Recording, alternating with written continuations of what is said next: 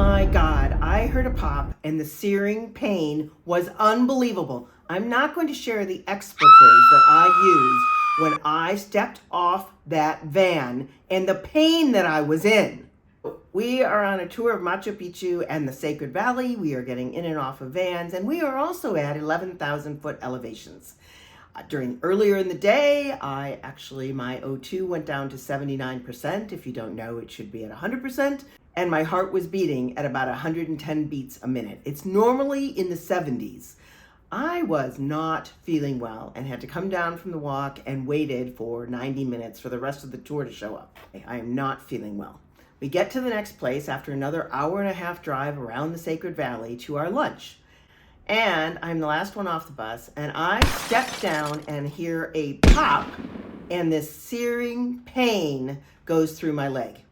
Now, I don't know if you're like me and you watch any of these athletic documentaries of the football or the NBA or any of those guys, and they talk about, Coach, I heard it pop and I knew my career was over. All I can think of is, I don't have an NFL career that will end, but I still have about 20 days of touring that I need to finish in South America, and if this leg isn't working, I'm in trouble.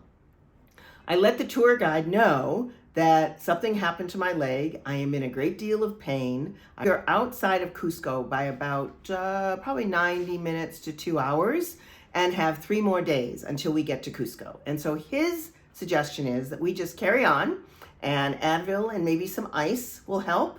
And anybody that we see where we are, any doctor that we see where we are currently, will only send me to Cusco anyway. And the tour will not be going to Cusco for another 3 days. And at that point, I sit down for lunch, and you're sitting, and I am feeling this leg.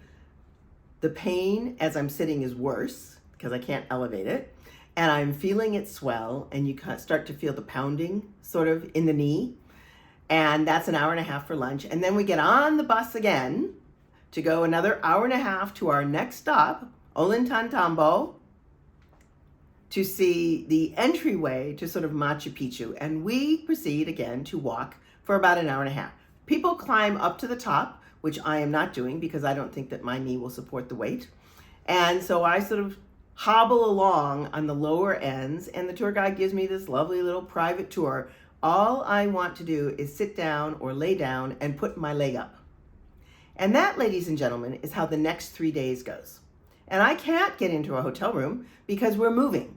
So I can't say, you know what, I'm going to take a pass. I'll meet you guys back at the hotel later, because we keep changing hotels and keep moving directions.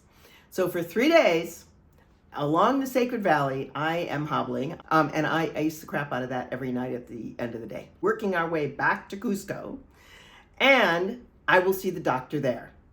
More on that in the next video.